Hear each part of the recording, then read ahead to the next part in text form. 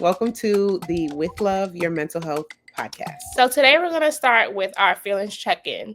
As some of you may know, there's a feelings or emotion wheel that has so many different emotions. So we want to start every episode by talking about our feelings to help you all be able to identify other feelings and, of course, the main ones that we usually go to. So I will start. This week I am feeling anxious because, as some of you know, I am a school social worker in DC. There's a lot going on in DC right now. So I'm a little anxious to see, my students and how everything going on has been impacting them. But I am also feeling hopeful because I serve a great God and I know we're going to make it through whatever anybody got planned for us. So Yes. I'm Yes. anxious and hopeful. Yes. I am feeling confident, but also nervous. Nervous because I'm dealing with a little bit of some unknowns right now. And also we're starting something new. So that's a little nerve wracking, but also confident because I don't feel like anything is by accident. And if God is bringing me to something, he's going to bring me through it. So that just always like God always fuels my why and my confidence and my faith. So that's how I'm feeling today. I do want everybody to, and I'll put up the wheel again, pause and pick two emotions that you're feeling and put it in the comments and let's talk about it. Talk about why you're feeling that way and, what's going on. Yeah, and I want you also to remember that it's okay to feel two opposite emotions at the same Yes. time. There are different parts of you, there are different components and things going on in your life. So you can be excited about one thing while nervous about something else, or happy about one thing while sad about something else. Yeah. So really Like, look at the diagram and see what resonates with you. yeah. Like two things can be true at once. And that's why I know both of us really like love the wheel because it talks about so many things. It's not just happy, sad, excited, disgusted, like basic emotions, and there's also for people who have children and are using, like wanting their kids to, be able to express how they feel. There's a version for them that has just those basic ones, but this one for teens and adults really gets you to just label how you're feeling. Like you can't figure out whatever it is that you're dealing with if you don't figure it out. Like from the beginning, if you don't label it, like to say how you're feeling, which can be difficult, which is why the wheel is helpful, it's going to be hard to figure out what's next. So, today we're going to talk about the difference between mental health and mental illness. So, I often like to tell people like mental health is to your mind what physical health is to your body. Just like we have a responsibility to take care of our physical health, we also have a responsibility to take care of and prioritize our mental health. Mental illness, on the other hand, is just like physical illness. So, it is illnesses that you might just experience randomly throughout life. It might be, things based on your risk factors or like your environment when you grew up, things that you've seen, things that you didn't see growing up, things that just happened, or things that you kind of live with for a longer period of time, just like physical illnesses. Hmm. Exactly. Just like you go to the doctor or you're supposed to go to the doctor once a year, you can think of your mental health as like, think of it as like, well, what do I do even once a day for my mental health? Not necessarily that anything may be wrong, but I mean, there's a lot going on in the world. Forget just the world. Think about your individual life, right? Like, what are the things that I do every day to like sustain myself for whatever else I have to deal with. So before I even get out of bed, what does that look like? That could look like prayer. That could look like breathing exercises. That can look like just recognizing that I woke up and that I'm still here. Before all of my thoughts, before my conscious mind, gets to me to say I have to do this, that, this, the kids need to feed, the school, this, whatever else I need to do. So that's the stuff just for your everyday mental health. Now, as far as mental illness, let's be very clear.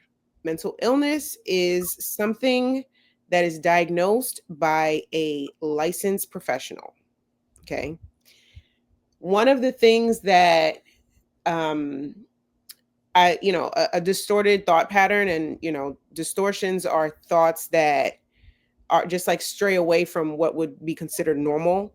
A distorted thought pattern is something that, you know, you just believe because you feel it. But I want to make very clear that feelings are not fact, right? Your feelings are, they are true and they are valid because you feel them.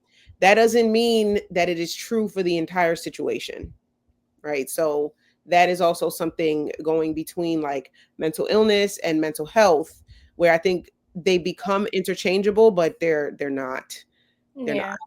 And I also want to add with mental health, like just how you have to take time to kind of learn your body. So, you Mhm. know, like, okay, I'm tired, I need a nap, or I'm dehydrated, I need some water. Like, you have to learn your mind in the same way to be able to take care of your mental health. So, the same, like, I'm overwhelmed, I'm overstimulated, I need a break. I've been around people too long. You know, I need to be by myself for a second. I'm, you know, becoming depressed, or I'm feeling just overwhelmed, whatever those feelings are, like also knowing the coping skill or the solution to kind of help you get Mhm. back to that even place. So Yeah. just how you take the time to learn your physical health is also very important to learn your mental health, and teach young people how to do the same. I think, like we spoke about last time, like our goals and things professionally, that's really one of my goals, to help young people learn the skills or learn themselves before, you know, it's too late, and they need it, versus just Yeah. learning it like how we learn to brush our teeth for our hygiene, drink water for your physical health. Like, let's learn some coping skills for your mental health. Yeah.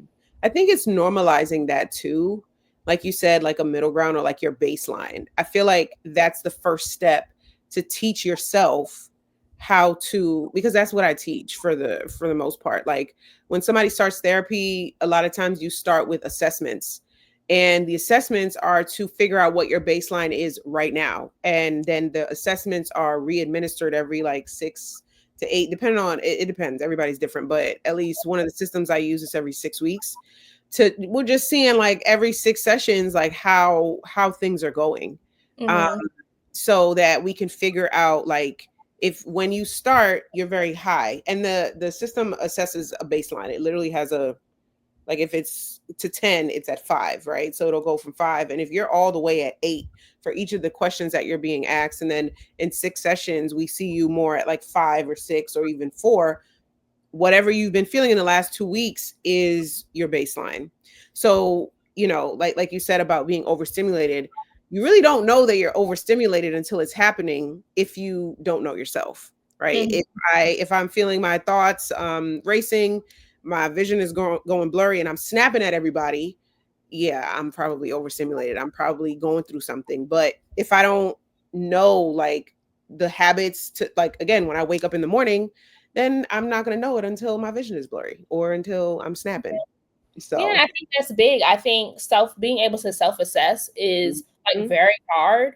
I think it's something that you have to learn at different stages of life, yeah, because also you change. So like being able to self-assess or see how I was doing before I had a child is different yeah, from now, and you know what my baseline is now. mhm, But while we're on this topic, I do want to ask you, I guess, like, so for me, if I realize, you know, I'm overstimulated, and you know, like, what are some signs that you're not at your baseline, and what are some things that you do to bring yourself back to your mhm. baseline? Me personally, or Yeah. just in general? Me No, you. personally, I'm so it's a little bit easier for me to answer because I'm very self-aware. I'm aware of myself. Like I think, and self-aware is, and let me also say this, self-awareness is not just like I know I have a bad attitude all the time, or I this, or when this happened, this happens. Like those are the things that you're telling yourself. That's not self-awareness. Self-awareness is when I wake up in the morning, I feel rested because like that, and that is what, so it's like sometimes when I'm talking to people, like some of my clients, I'm like, how was your sleep? Oh, I sleep, you know, I sleep through the night, but do you feel rested? Because that's a difference. So self-awareness in those ways. But for me, it's little things like that where I know that I'm not like I may not be functioning well. It's like if I may be sleeping through the night and I wake up and I feel tired, or I wake up, this one sign for me that I know that I'm overwhelmed is that I wake up and I don't know what day it is. Like, or I don't know what I have to do. Like I'm like, wait, is it what, like what's happening? Like literally I have that moment. So that's how I know that I might need to like slow down or maybe get to bed a little bit earlier, but that's just like surrounding sleep. which is a big part of functioning, as we know. It's a big part of Yeah. functioning. I think, yeah. But go ahead. I think for me, I've noticed, especially now as a mom, like Mhm, I I'm not as self-aware as I used to be, so I'm kind of mhm, still learning how to become more self-aware in this stage of life. mhm. But one of the key things that I can always tell is how the patience that I have for my toddler is like a big reflection of where I am mentally. Mhm. And it because I strive to be the best mom possible, is the quickest Yeah. way for me to like check myself. Like you need to check in to figure out like what's Mhm. going on with you because your patience is running low. Wait, Um, do you feel like, because you said that your self-awareness is not as good as it used to be, do you feel like it's because your attention is to her for the most part? Possibly, Mhm. possibly, and even just not having the time sometimes Mhm. to be able to check in on me. I was telling my sister, like, sometimes, like, I'm exhausted, but I stay up till, like, 1 o'clock in the morning because it's the only time that I have to myself, you Yeah. know? So when your child is sleeping, but you're also tired, so, like, you aren't, fully present or anything like that. You're just up late playing games, but then now you're also more tired the next day. But that's Um also normal too, like, to it's I mean, people do it, it's called, like, taking revenge on the day, because the day I was at work and then I was a mom and now this is my only time, so it's like I'm taking back my time. But I think one way, because a lot of I that happens, I mean, we all do it. But I think one way that to, like, reframe that is I'm not necessarily taking revenge on the day. The sleep time that I have is for me.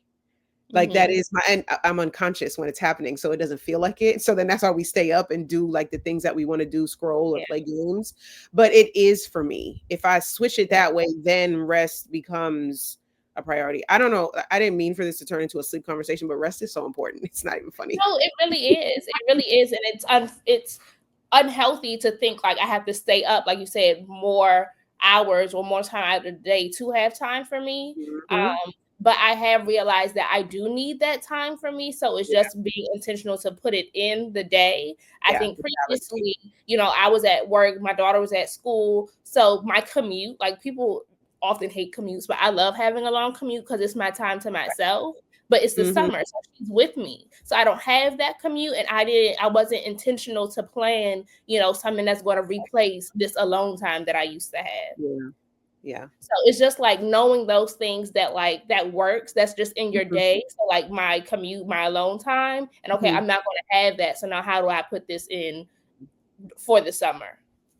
Yeah. I think one thing too that is really important in what you're saying is the alone time. I worked with a lot of families, and, I work with a lot of moms, and that thought is like, the mom guilt comes in and all this kind of, y'all need alone time. Everybody needs alone time. Like, it's not a bad thing. It's not a bad word. It doesn't make you less of a mom. It makes you, like, self-care is not selfish. It is self-full. And it doesn't need to be weekends or weeks, or we're talking about hours in a day. And also, children don't recognize that they need it. Children get Mhm. overstimulated. I think these after COVID babies, like, we're able to see it, like, their ability to express themselves and stuff like that. But kids need it too. They just don't recognize it, especially if you have a Velcro child, right? But they need it as well, because it's You teaching gotta them. work out. I mean, sometimes, they need it. They're gonna act like it's torture. It's gonna feel like torture to them, but we're not talking about hours and days away. We're talking about like maybe 45 minutes, an hour, just that time for mom to be herself, because you can't give what you don't have. I think that's the biggest part. Like, if you're constantly pouring out and you have nothing, then yeah, you are going to be short tempered with your child. Your fuse is going to be way shorter, and then that's just going to create a cycle of, like, just negativity, so, and then, and that's just And going to that's, keep I going. mean, we weren't necessarily supposed to get into this today, but I do want to, like, moms or parents out there or Mhm. anybody, like, really have a support system because I can't Yeah. tell you, especially like when my daughter was younger, there were so many cousins or like people that I could call and be like, I need a nap. Like, Mhm. to go on your couch and I just need to go to sleep. Or, after I was working from home, but I would meet them in the parking lot of their job. And I'm like, I just need to talk to an adult for like 10 Yeah. minutes because I've been by myself with this child all day. Like I need to have an adult conversation. But it's takes time to figure out what you need and then being comfortable asking for it. So really build a community of people that you can ask and that like they won't judge you. Like people was like, okay, well come take a nap. I'll watch her. Like it's Mhm. fine. Or there's cousins that I had to like, can you come over? Like I just want to take a shower.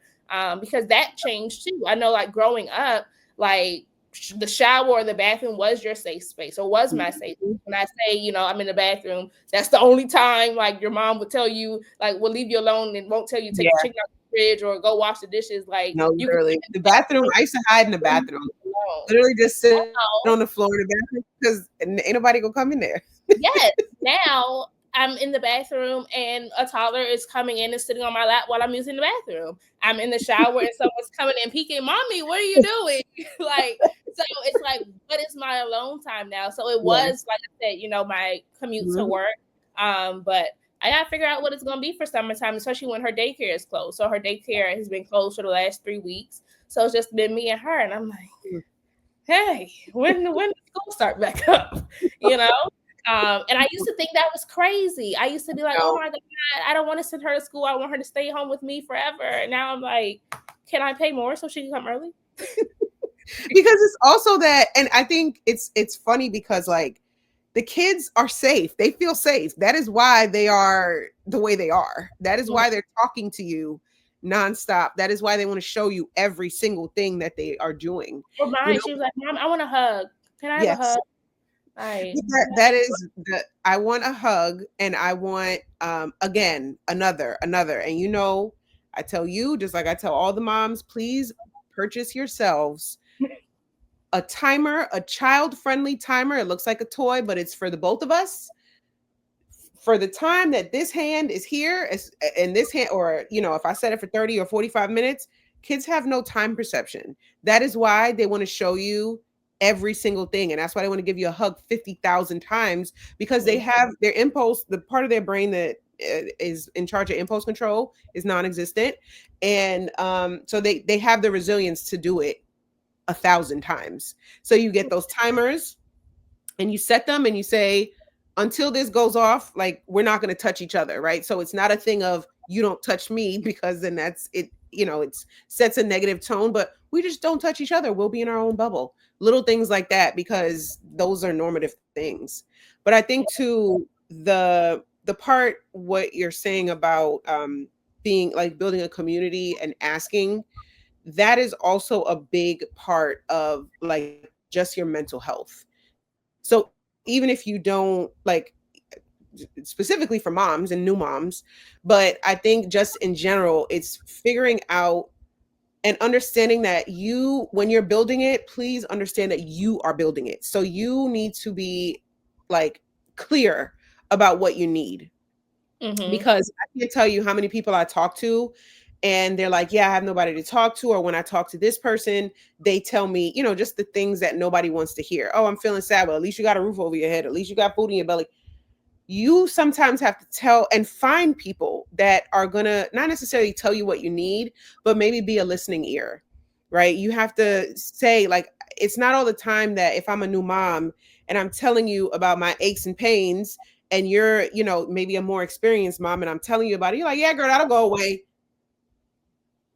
I know that, but that's not what I need right now. So it's also being able to explain to people like, can I just tell you about this real quick? And I know a lot of people have started to use Chat GPT because she is your bestie and she tells you what you want to hear, but that's not always healthy. You need human contact. You need to be talking to a person. And it's not always easy, but then if all else fails, then you find a therapist, which we'll talk about. But yes, like Yeah. you need to be able to have a listening ear but you have to establish that and make it one of those things for your mental health. So Yeah. I definitely think we'll talk about that a little more like when we go into like the episodes about relationships and stuff like yes. that.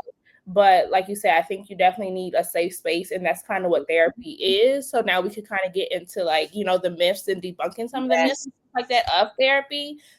Because sometimes people think like, oh, to therapy you got to be crazy or blah blah, and it's Or not. we Like sometimes you don't have a support system, and sometimes everyone should have like a safe space, a non-judgmental space that they can just talk. yeah. It's not that your therapist doesn't give you the answers or anything Mm, like that. We're just going to ask questions for you to figure out the answer that's yeah. best for your life. Yeah. But sometimes you need just an unbiased place or person Mhm. to talk to, and Yeah. that's really what therapy is. Yeah. So I think that's one myth that I would definitely like to Mhm. debunk. Are there any that you would like to speak on? So for that, for what you're saying, as far as like for therapy and stuff, I want it to be understood that it is a collaboration. The person who I'm speaking to, I believe, is an expert on their own life. I think they're an expert. Just because you're coming to therapy doesn't mean that you don't know anything. It means that you need a little, like, of course, it comes with clinical, information and all of the things that we went to school for and all that kind of stuff. But you're the expert and you're coming in to just like sort everything out. You need help. You need help. And so the therapist is not there necessarily to tell you what to do, but to collaborate with you and then provide the clinical, implications and things like that to help you and move forward. And of course, sometimes just talking about something is very helpful. Yeah, sometimes just saying things out loud. Like sometimes we have Mhm. a lot going on in our head, and sometimes just saying it out loud is a release. But like you said, I think, people have to understand it is a partnership. Yeah. Like I tell people, like we're in the car, I'm in the passenger seat, like you Yes. driving. I could give you advice, like I think you should turn here, or I think Yeah. you could do that, but you are in control. Like I'm not running this. I'm not going to tell you like, oh, you Mhm. have to do this, you have to do that. This is the answer. No, like Yeah. wherever you want to go, I'm just here to go along with the ride and support Yeah. you. But it's But really up unless we to going you. off the cliff now, unless we going off the cliff. I get terminated. But Wait, um, wait, I use that example. What I say is I said you're in the driver's seat, I'm in the passenger seat, but we are in a student driver car. So mhm. I have brakes over here. Okay. I don't have, steering wheel or gas.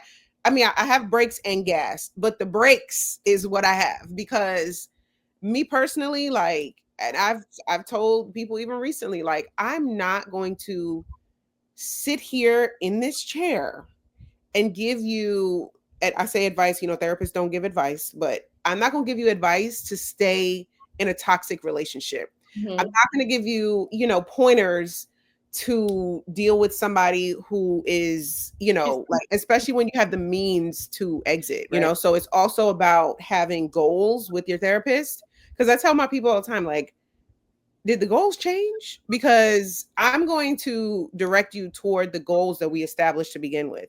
So if you're doing things against those goals, I'm going to ask you, did I miss something? And if not, then if we need to, discuss them again or, you know, figure that out from there, then we'll do that. But yeah, that's just the understanding of like the partnership with therapy for your mental health. So, Yeah, because I think another myth is definitely that like we're going to give you the answers, and I'm not, mm, but I'm going to help you build confidence so that you can be confident in whatever answers you decide for your life. yep, exactly. Another myth is that I've heard before is mental health is 50% medication, 50% therapy. Not true. I have worked with people, with a bunch of people. I kind of want to say hundreds of people at this point, but that don't, because it's not like thousands, but it's more than 100. So hundreds of people um that have come into therapy that medicate. First of all, some of them absolutely refuse medication. Like they just, when they came to me, like in the assessment, like, I'm gonna just let you know right now, miss, I'm not taking medication. I'm like, oh, okay, hold on. And I don't want to say theory, but like my way of thinking about it is, I feel, at least I can only speak for myself as a therapist, and the way that I go about things is like giving people things weekly that we're working on. Mm-hmm. So if you come into therapy and you're telling me you're experiencing anxiousness or anxious symptoms, depression, all these things, but you're not wanting medication, you want to talk through it, you want to go like the therapy route, I say, okay, that's fine. I'm not here to push medication on you or anything like that. But what I do say is, if within a month or 6 weeks at most that you are coming and you're coming consistently and we're talking about you practicing these skills and there's no relief, like you can't even get to, like all you can do is come to therapy, then I recommend medication. Because and maybe not even recommend medication, but recommend that you talk to a psychiatrist, get a second opinion. Because if you go, sometimes I've recommended people to go to a psychiatrist and they go and they get prescribed something and they don't take it. And then they still come to therapy. So I think that's just some of the like misunderstandings, that if you're prescribed something, you have to take it. Now, Mhm. I want to be very clear. I'm not telling people do not take your medication. Don't, that's not what I'm saying. I'm saying if you are trying to figure it out and you would like a second opinion, understand when you go see a psychiatrist, you're going to be prescribed something. That's their job. That's Yeah. their, so that's what I'm saying. But I say, like, if you can't even get to the coping skills, that I recommend you see a psychiatrist, because like all of this is difficult. Going to therapy is difficult. Whatever you're experiencing is difficult, but there's got to be some relief in the suffering. So medication, the again, in the way that I've worked with people with it, is that your capacity, say this is your capacity, right? And you're experiencing these symptoms and then you have like none, you have no capacity, and that you can't even get to the skills we're talking about. The medication is supposed to create a baseline for you. So it's supposed to increase your capacity so that you can focus on these things, so that in theory, again, my capacity is increased, so now I can do the breathing exercise, I can do the thought replacement, I can do the mood management skill that we're talking about, so that eventually those things become my habit and now I don't need the medication, so that when I am triggered or whatever it is that I'm experiencing, I have these skills to manage it versus just the medication. Yeah. So yeah. And I definitely want to kind of bring it back to like the physical health, mental health part, even with Mhm. medicine. Like your a mental illness has different levels, I guess you could say. So like just like your physical health, there's a difference between a cold and pneumonia and bronchitis and Mhm. COVID. Like they Yep. all have like similar symptoms, but it's different in terms of how severe they are. So it's the same for your mental health. Like you can have a cold and you kind of just ride it out and it's fine. If you have bronchitis, you might need to take something for it. So it's the same for your mental health. It depends on how severe your symptoms are, how long you've had these symptoms. Mhm. Said, if you are trying to just write it out, but you've had this cold for a year, then we need to we You need need to to take revisit. some. Yeah. Yeah, You you need to need take some. something. You need It's something. it's not that you want to take cold medicine for the rest of your life. You'll Right. take it until you're better. Like some people think that once I'm on medicine, I'm on medicine forever, and Nope. you're not. Not true. I Not true. know a lot of people who had like postpartum depression. They took the medicine to help, and now they don't take the medicine anymore. Like they're Correct. a lot better. Um, but I know also some people talk about like the side effects of medicine. But again, it's just like your physical health. You have to figure out what works best for your body. There's a different amount, different kinds, different doses. You got to figure out what works for you. Some people might get a headache and they might take Tylenol. Some might take Advil. So just Mhm. like with your mental health, it takes time to figure out what works best for you. So Exactly. prioritize your mental health and give yourself the space to kind of learn what works for you, just like we did with our physical health, because it's very important. And I think also too, the part where you're in conjunction with your therapist. So your psychiatrist is prescribing you the medication. They're telling you you might get headaches, you might get dry mouth, or whatever the case. Speaking about it with them is one, but then also talking to your therapist. Sometimes therapists too can give you the language to, and that's part of therapy. Like get, like we were Mhm. saying at the beginning with your feelings, like you have to teach yourself sometimes the language of what I'm feeling. So, Yeah. and because sometimes some of the not the coping skills, the side effects, sometimes there are coping skills to deal with that, but And you got to sometimes speak the up. side effects are not good. Most Yeah, side effects for things aren't. So your right. experience is real, but let's work on it. Like let's not just Exactly. say, "Oh, I don't like how it made me feel," like be done. Like let's figure Exactly. out what is it that is making you feel. Maybe it's reacting to something else in your diet or, Mhm. other thing that's going on. So let's explore this. exactly. And understanding that, like, especially when you're citing psychiatric medications, sometimes some of them hit hard in the sense of like, not that you're in like great discomfort, but that you don't feel anything. So I've Mhm. experienced that a lot. Like, I've had people who we're working for, like I said, like that same scenario, we're working for weeks, and then I'm recommending the medication, they end up taking it, and they come to session and they're like, I feel great.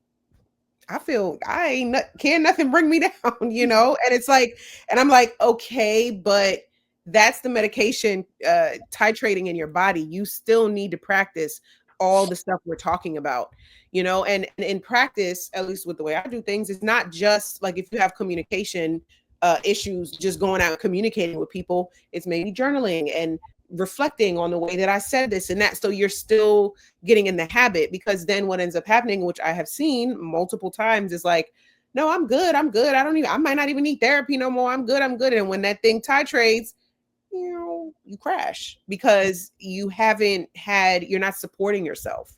So that's another, but that I feel like that's another myth too, that just like, that you have to take medication forever. You do not. I have worked with many people that have started with medication, and by the time we were done, they've again, teaching them the language of speaking with their psychiatrist about it to wean themselves off of it. So I'm taking it, they end up, some things that I've seen that people do is like under the direction of their psychiatrist. I want to make that very clear. They're doing it every other day, or they're taking a half instead of a whole of whatever medication every day to, wean themselves off. And then by the time they're done with therapy, they're not on medication at all. Yeah. So, Yeah, I definitely think it's important to share that. Um, Another myth that I want to debunk, I guess, is that mental illness means homeless. I mhm, know there was a time where I was asked to collaborate on like a mental health initiative, and I was surprised that the first thing that they thought was like, "Oh yeah, come help us build a homeless shelter." And I'm mhm, like, I don't know about building a homeless shelter. Like, I thought, we were going to talk about mental health and mental illness and things like that. But I realized that part of it is just education, yes. and then also the environment. So this was in the Virgin Islands, and in the Virgin Islands, there are a lot of people who they say, like they do have different mental illnesses, and their Mhm. family like sends them on a plane and drops them off in the islands because they don't have to worry about all the weather and all the things. And you have a better homeless life in the Yeah, island. So they see homeless and mental illness like as the same thing. synonymous, yeah. But it's not. Some It's not. people are homeless and have no kind of no mental disorder or mental illness. But there are some people who do not address their mental illness, and it does lead to Homelessness. homelessness. Right. Yeah, it definitely is, it's synonymous, and I don't think it should be. I don't think it should be, because like you said, it's sometimes people are like a victim of their circumstance, and it's Mhm, not, and I think again, like you said, education. It's education on the mental health part, but also on the homelessness part, that like homeless people, sometimes there are people who are homeless who are employed, that mhm. have insurance. You know what I mean? Like I've worked with people that, were they've fallen on tough times. Sometimes people are a victim of their circumstance, but that doesn't mean that they are mentally ill. Yeah, and sometimes people are depressed because they're homeless, not homeless because they're depressed. Like, Mhm. if I was working and helping everybody, and then, I got back to my bills and needed help, and no one showed up, and now I lost everything and I'm homeless for X amount of months or whatever, like that can cause me to be depressed. But Yeah, I wasn't depressed, and then that caused me to be homeless. It exactly. might be able to happen, but that's not what always happens. Like, of course, it's people, so all situations are different. Mhm. But though they're two separate things that need to be addressed. Correct. Correct. Yeah. I think another myth that and it's a conversation I have with my family a lot, is that like mental illness is genetic. Hmm. That if if someone, and I think there's a lot of layers to this too. I'm just gonna say mental illness is not genetic. You can become, there's not a anxious gene, that is like passed down the way where it would have like passed down eye color, hair color, skin color, things like that. Um, I think also when it comes to personality disorders, which is a whole other level of mental health that we're not going to get into today, but like when we're talking about different aspects, I think people, when it comes to family history, you think just because a mother or a father or a grandmother or somewhere down the line somebody suffered from this, if it's schizophrenia, if it's depression, anxiety, even if it's like, I don't want to say simple things like that, but a little bit less complex diagnosis, that if somebody else is experiencing it, I'm bound to experience it, and that's not necessarily true. A lot of times, especially in generations before us, we know like nowadays, even with us doing this podcast, like mental health is a little less taboo. So again, like even the point of us doing this is just to put different conversations and information out there, because people are listening. People are listening now versus back at a time where it's like you said earlier, like people are, you're crazy or you're weak for needing therapy or services. Like they're not. So there's that. But I think also parts of the reason why we may see it from generation, certain mental health issues from generation to generation, is because of lack of management. Mm-hmm. So I want it to be understood that like mental health symptoms, and that's what we were getting at in the beginning. It's like symptoms don't necessarily equal a diagnosis. Diagnostic criteria is based on how long something has been going on, the amount of things that have been like if it's crying, lack of motivation, and what's another symptom of depression? Like lack of appetite and not sleeping and eating. So when you go in, yes, you're going to be assessed for your family history, but that's just for like a broader, just to see like, well, okay, if your mom was depressed, how was that dealt with? At least those are the things that I ask. Like, what things did you learn from her, positive or negative? You know what I mean? But it doesn't necessarily mean that if I'm a person who suffers from depression that I'll have a child and they will be depressed. It depends Yeah. on the environment. It depends on habits. It depends on a lot of things. What is the phrase? Like, it ran in my family until it ran into me. So Mm-hmm. that's more so for um mental health, because you have to figure out what is manageable, or how you manage, not what is manageable, but how you manage different things. So it's not necessarily that just because this is happening that this will happen. For sure. I think we have to have a lot more conversations about the risk and the importance of your upbringing.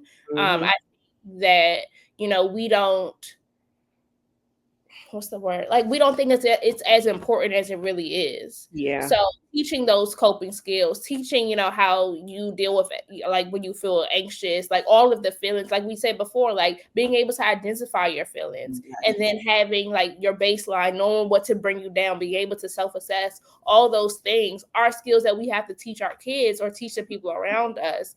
Yeah. Especially when they come up in traumatic experiences or environments, have like a lot of aces and those kind of things. I Hmm. don't think that we always pay attention or really give the attention to the child's environments or a person's environment that we should. Yep. Agreed. Agreed. So it's not genetic.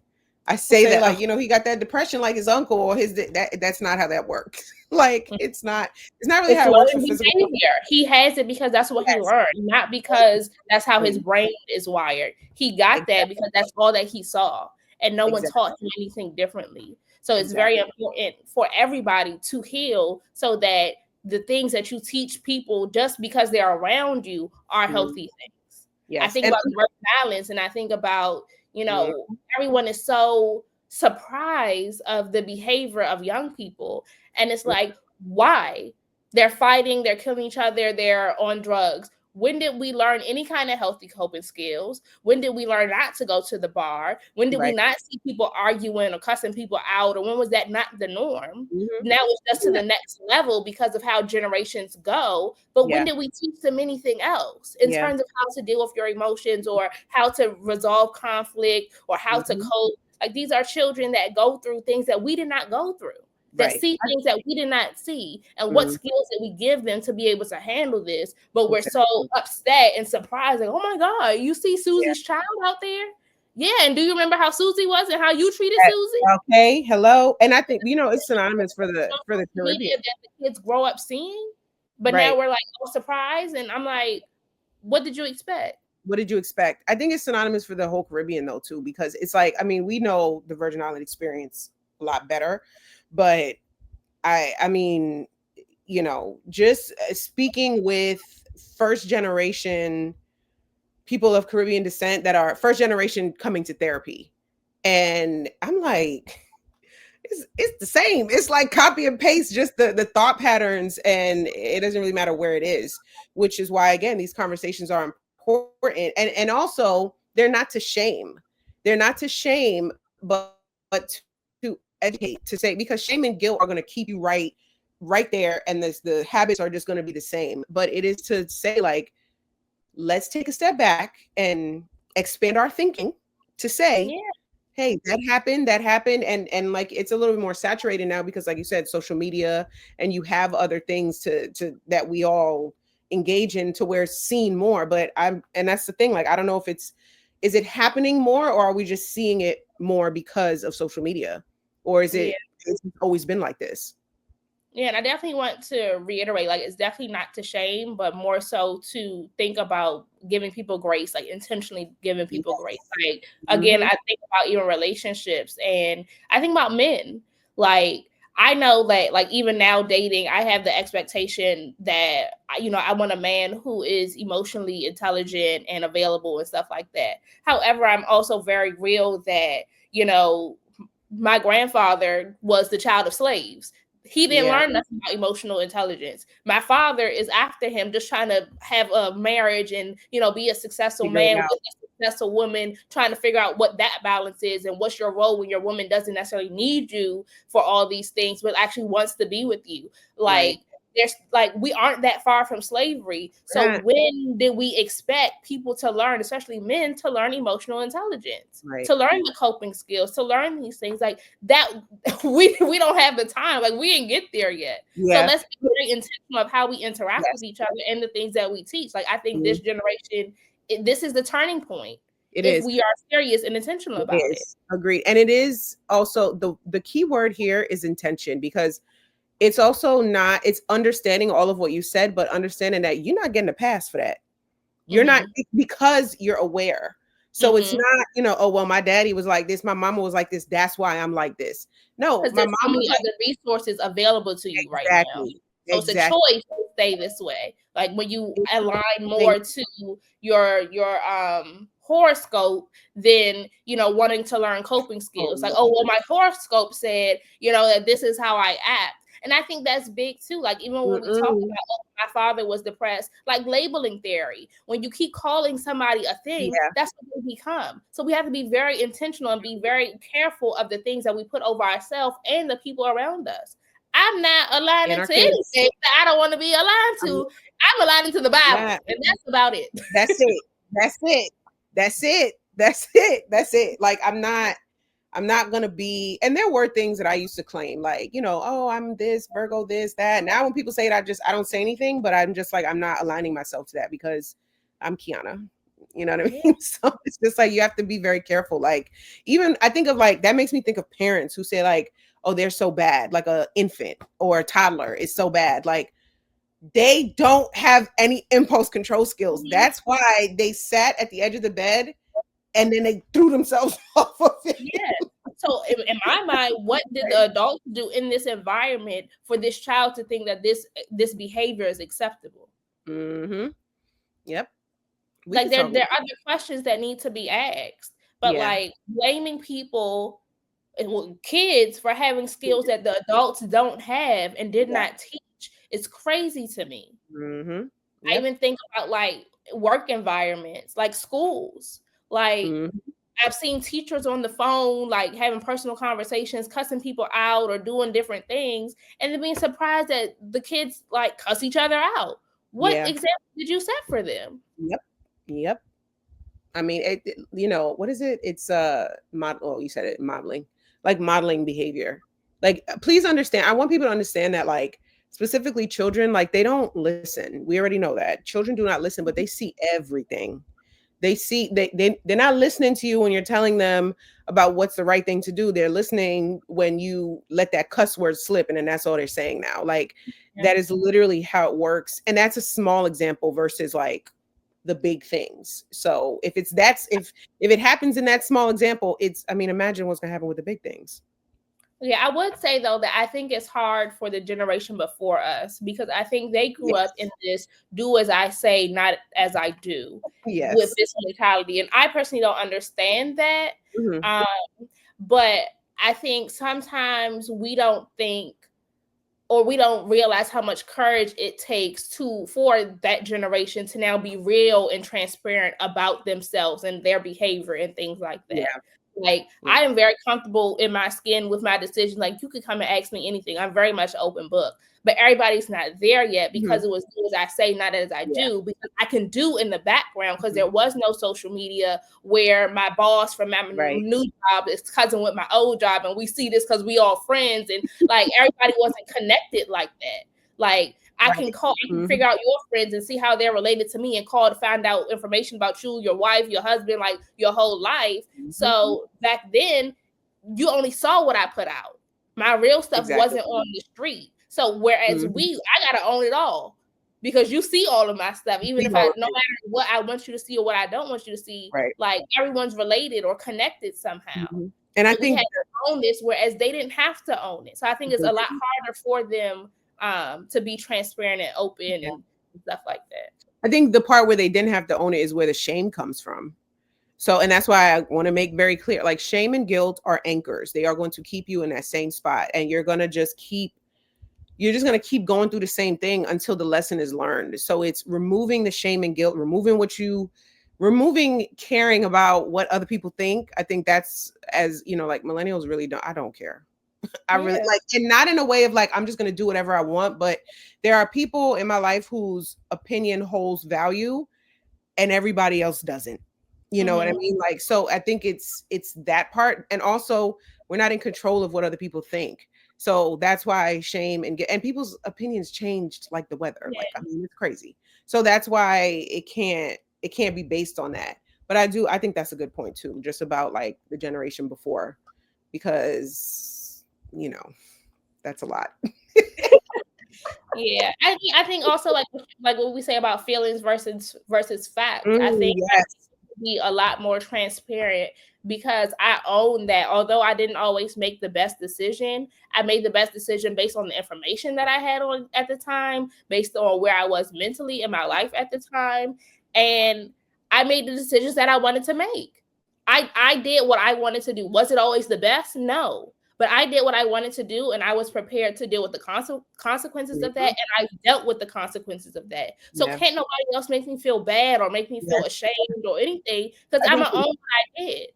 I think I we That's what I wanted to do, so I did it.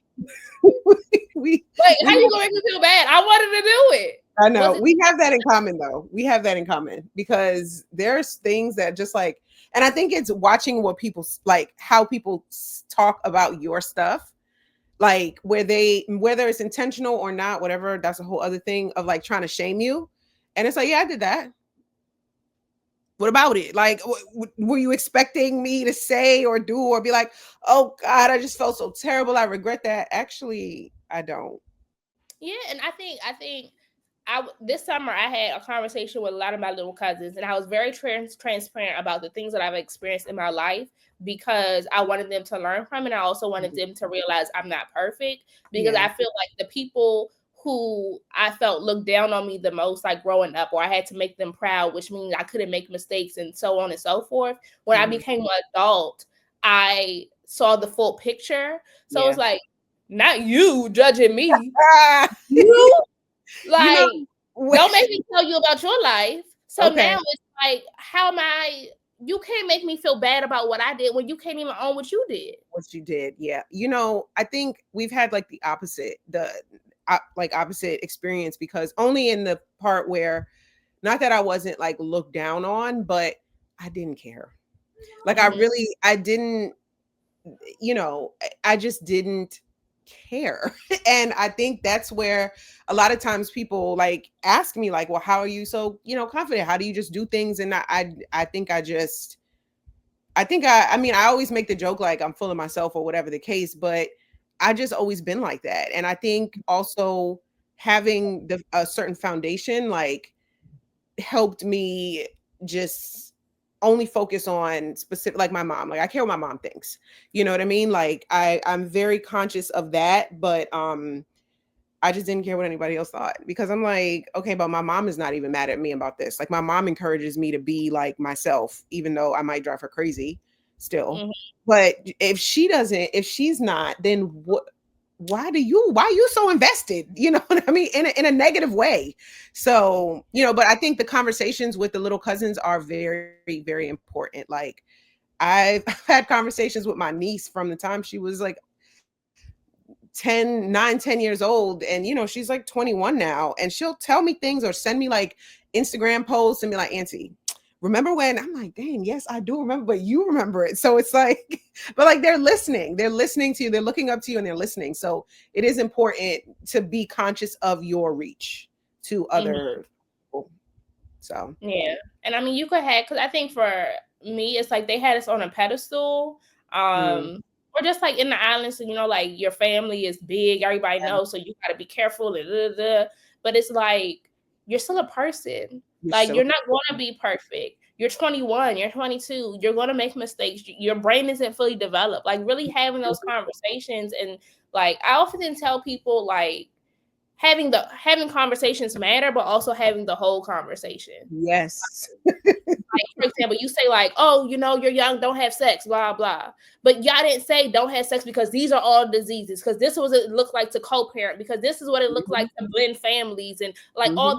finish the But conversation. even What also This is even what happened to me. This was what yeah. my experience was like. I didn't have any help. This is the help that you need. Like have the Mhm. whole conversation. But the shame is attached to, especially the sex conversation. Like shame is attached to that, and even like besides those things, but you can't teach what you don't know also. But I think it's the part where understanding, like, it's not just don't have sex at a young age or whatever, but understanding what sex does to you, to your mental health, literally. Like literally How it the blinds you in these relationships, so you can't see. literally you can't see because of literally what your brain is telling you. And again, going back to the beginning, if you don't have that baseline of who you are, somebody being intimate with somebody is going to define that for you. So then yeah, then all that other stuff is like, then I definitely can't even hear that other stuff. But it's making you understand that like there are endorphins, there's adrenaline, there's the love, what is it, the love not gene, the love oh my gosh, what do they call it? I can't remember. But it's like adrenaline and cortisol and all that stuff that like literally flows through your body when you're having sex. And if you already don't have an understanding of your body head to toe, and if somebody start touching you, Yeah. we gonna drive off that cliff now. We going off that cliff, Yeah. So that's just some of the other things. So Yeah, but I think even with like how we're talking about myths and conversations, I think another myth is that people think like talking about suicide makes someone want to oh, do it. And girl, that's listen. so unfortunate again because like that's not true. Like just because you don't talk about things doesn't mean it doesn't happen. Like we have to have more conversations and the whole conversation. Like The whole I even conversation. think about when I was a middle school therapist, like I had so many students that wanted to kill themselves because it was the beginning of COVID and they're like, we're doing this whole distance learning thing. And they're like, Mm, this is very uncomfortable to me. Like I don't know what to do. right. And my mom, my dad, like everyone else is in the house, they're fine. And it's like, no one's fine. And I had No, to literally reiterate that to them every session. Like, no one is fine. And at some point, I had to call the parents. I'm like, talk to your kids. yeah. Because they think that because you come home smiling, or maybe you cry in the bedroom, whatever the case is, that you are fine. And that because they're not fine, something is wrong with them and that they need to kill Mhm. themselves. Yep. Like, that's not okay. Yep. Talk to your kids about like, okay, again, I'm feeling sad. So this is what I do. Let's figure out what you could do. Let's try going Mhm. for a walk together as a family. Did Yep. this help you with your feelings? Let's go eat some ice cream as a family. Did Right. this help you with your feelings? Like we have to Mhm. have conversations and we can't be afraid because then that's where the suicide and the TikTok and all these other things Mhm. are teaching the kids um the lies because Yep. we aren't having conversations because we're afraid. Yep. I think too, the one of the big things for people to understand is that like depression and anxiety are extremely isolating. And they are, especially anxiety, like anxiety is a liar. It is lying to you and catastrophizing something that actually might be like COVID was, that was literally a catastrophe. But imagine experiencing a catastrophe and then your brain catastrophizing it. What? Mm-hmm. Yeah, yeah, that is going to be, that's going to lead to hopelessness. Anxiety, like I said, anxiety is isolating, so it already leads to like hopelessness, like nothing's going to change. And also the big one is I'm the only one feeling like this. I'm Mm-hmm. the only one. Yeah, we had social media like Instagram and TikTok literally carried us through for the most part, right? Like for the jokes and stuff, but there was also things where like if I what but what if I'm not on there? And like you said, like middle school, like what if I'm not on there? And if I do go on there and everybody's talking about how terrible it is, then yeah, that is going to make me feel that way. And hopelessness is like a precursor to suicidal thoughts. So Mm-hmm. the myth that talking about it is giving people the idea is the same thing we were saying about like talking about sex is giving people the idea. Like I always think about Teen Mom, like the show growing up. When I watched that show, I I was not like they always say the show makes people want to have sex or makes people want to be teen moms. Listen, I watched that show and all I saw was nobody got to go to prom. Nobody got to, everybody's mom was mad at them. Everybody, their friends came, all their friends who were not pregnant, as 15 and 16-year-olds were coming over and being like, oh, sorry, you're gonna miss homecoming, you're gonna miss the dance. Like I was like, oh my God, I'm never having sex. Like that's what I thought. But for people to think that it's encouraging is, I don't, that doesn't make any sense. Like I think it's also understanding that like suicide is not like a normal thought. For the body was designed to survive. So the body has things within it that like if you get a cut, right, like you get a scab, like your or even like adrenaline, things that slow your heart and slow your blood flow so you don't bleed out, like the things that your body was literally meant for survival. So when someone is having thoughts of the opposite, that's not just a thing that I just, yeah, I'm just going to do that. No, that's literally a battle within the brain, because the thing that I'm meant, the brain is like meant for survival. And then and then part of me or wherever this is coming from is telling me not to do it, like not Mm-hmm. to survive. So that's not just something that you could say on the fly. Like I'm talking to my cousin about, they're eating a sandwich. I'm like, dang, I really kind of want a sandwich now. It's not the same. It's not the same. So I think that's like a really big part of it as well. And also, if you don't know, because it is a sensitive subject, it is a sensitive subject. And if you don't know, then there's ways to educate yourself. Mm-hmm. There's ways to educate yourself. And also, if somebody's coming to you and saying this, you know, understand that it's a call for help. They're asking for help, and if you don't know how to help them, you can call somebody. And you have the suicide hotlines, you have the text crisis hotlines, you have different ways of which we'll also put in the caption of of helping somebody. But and also understanding that sometimes some people just need a listening ear. I used to do mobile crisis, and I've used to go out and people used to call and say, I feel like I'm on the edge, like I want to kill myself and I want to talk to somebody about it. Go out and talk to somebody for like an hour or two.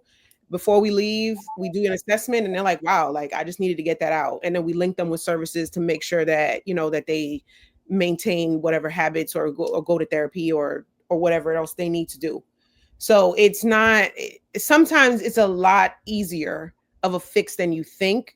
But if you shy away from the subject, then it's not so easy. Yeah. And I know sometimes we often think about young people, but I think educating ourselves about old people too, or the Mm, elderly.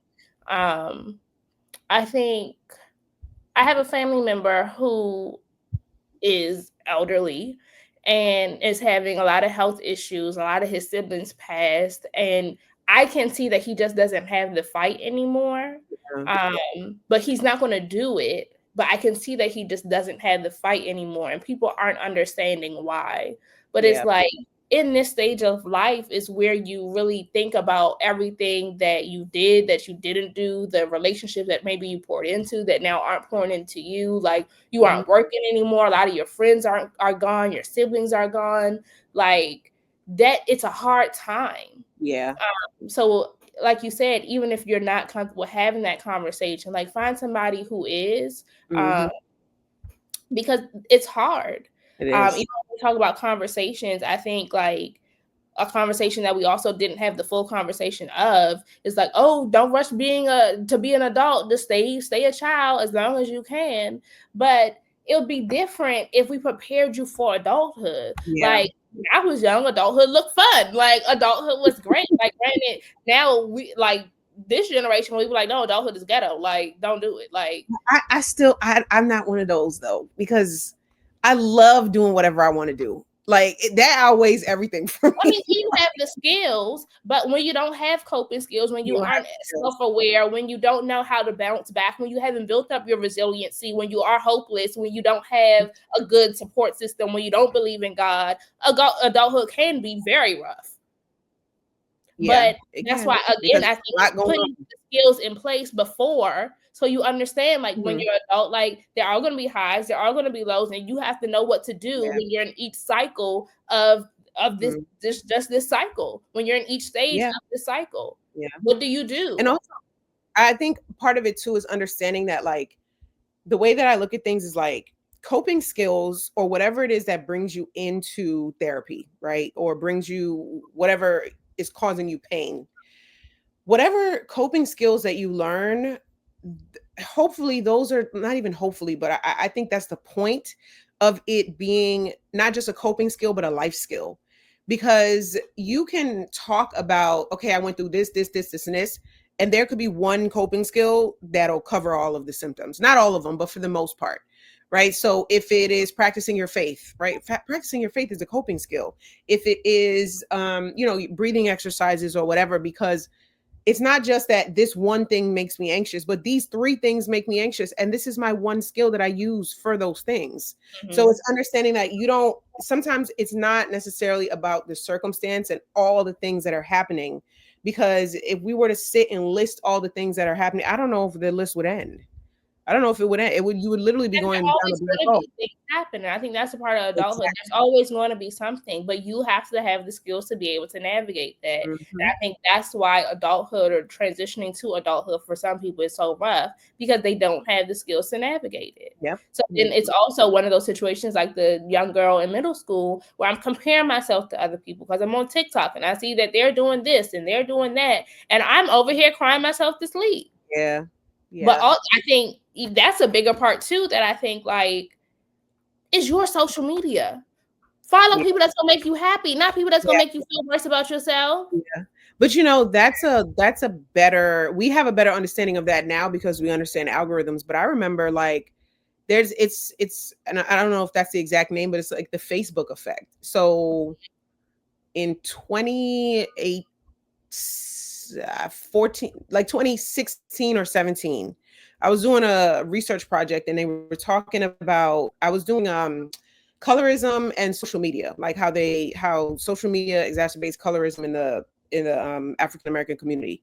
And but one of the at the time, the information that I was looking at on about social media, like the research information, wasn't it wasn't it wasn't 10 years old yet. So there wasn't a lot. But one thing that it was up there was like the Facebook effect, where suicide rates had skyrocketed when once Facebook opened up from being, because I know a lot of people don't remember, but Facebook used to be for college students. You needed a college email address to get on Facebook. Well, once it opened up, there were a lot of positive things. People were reunited families and people were finding their birth parents, adopted, all this kind of stuff.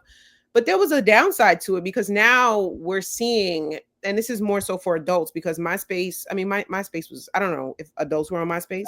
MySpace. Yeah, I don't know. And at the time we had Sconex. That's like way back. But Sconex was for high school students. You had Sconex? I think Oh, MySpace yeah. was my first. Okay. See, we had Sconex, and then we also had Tumblr. But Tumblr, you really wasn't posting yourself. Yeah, we really wasn't posting yourself. But we had Sconex and then MySpace, which was more like for teens. and then Facebook, which was for college students, which is technically adults. But then once you open it up to the world, like that's everybody. You know what I mean? So there is that is an effect, and it's not necessarily that they're watching Facebook and then they're sad and then they're killing themselves. There's a bunch of other stuff, and this social media is just exacerbating it. It's Mm-hmm. like solidifying it for them to say, there's, oh, look at them, they're so happy. That it's not necessarily that social media is making people kill themselves, but you already have these symptoms of like hopelessness and loneliness, and then you're seeing, we having compared despair, and then it's exacerbating, things that you're already feeling. But now we understand algorithms, and we understand if we like the same kind of video, then the algorithm is going to give that to us. So go out and search positive messages, follow, people who are giving coping skills, like, follow Also, positive. people who are transparent, like not. I don't really know, like the influencers and stuff like that who aren't showing their real life. Like maybe we shouldn't follow them. Like follow the people that be on. I also don't care for people who be crying, but the people who would tell you like the truth, that don't have makeup on for every picture Mhm. or every live and stuff like that. Like Yeah. follow the people who are real. So even if you do follow a couple influencers who is just all about, the branding and promoting and blah blah, but there's also some real people Mhm. too, that like you're seeing the real things and not just like comparing this imaginary life to Mhm. your life. Yeah. And it is imaginary, because please understand, like, social media is, that is what we see. Like, I'll never forget, like, when social media, Instagram was what, before it was what it is now. But like, I was in a relationship and I would post us all the time, and then we broke up, and then everyone was like, oh gosh, like, you look so happy. And all, like, anytime somebody said that, I'm like, do you think that I'm gonna post us like tearing each other apart? You know what I Mm-hmm. mean? I just that And that was back, that was like, that had to be like, that was like 2014. That was years ago. It was like almost, that was more than 10 years ago. But it's still the same concept. But I want people to understand, like, social media is what people are showing you what they want you to see. You're not getting the full story. But again, if you have lower capacity, if you're experiencing compare despair, where I'm comparing my life to people, you're just thinking that's the whole story. It's not the whole story. It's not. Mm-hmm. I promise you it's not. So Yeah. yes, those are our myths, at least for now. I think what I want, not I think, but I want people to comment below. What are some myths that you hear, or even ones that you used to believe, or things that you hear and you're not really sure about? And then we can comment below, and we will tackle those at another time. Well, thank you for tuning in to our second episode. And before we go, we are just going to talk about the shirts that we're wearing today. So mine says, be kind. I have said it many times. There's a difference between niceness and kindness, right? Niceness is for the pleasure of other people, which we don't know what people are thinking. We can't always, and sometimes things are for show, versus kindness, which is a part of who you are. So be kind to each other, give each other grace. Be kind Okay, to give yourself. yourself grace. Yes, be kind to yourself. Be kind to yourself first. Be kind to yourself first, because that's how you set the example of how you want others to treat you, and also how you will be treating others. So be kind. Yes, my shirt is a little longer today. So it says, it is okay to make mistakes, not be okay, have hard days, be yourself, not know it all, ask for help, start over, and need more time. I like that. So Yes. shout out to Shein. Yes, me too. Same. Okay. Yes. So So I think my shirt was really about just normalizing things. I think I'm just really in a space where, I wanted to normalize things and be very transparent. And, mhm. I like I said, work with a lot of young people. So these are kind of shirts that I wear to work. To just tell people it's okay. Like these things are normal. It's okay to have a bad day. It's okay to be uncomfortable doing something hard. It's okay to ask for help. We all do it. So even going back to like what we said earlier, Mhm. just about like preparing people for adulthood, like kind of debunking some of those things that we think adulthood is going to be like. I think, having these conversations, these shirts, these sayings, like putting them out there can really help. Yep. It sure Um, can. Okay, so of course we have to end with our letter from your mental health. So today we just want to say prioritize your mental health. Make sure that you spend time getting to know your mental health at every stage in life to really find your balance line and see what works best for you. Yeah. So again, prioritize me with love, your mental health. Yes. Thank you for tuning in. Don't forget to like, comment, subscribe, share, send this to somebody who you feel needs it. Comment below, ask your questions, leave your comments if it was helpful. Any words of wisdom, comment below. Thank you so much for watching. See you next time.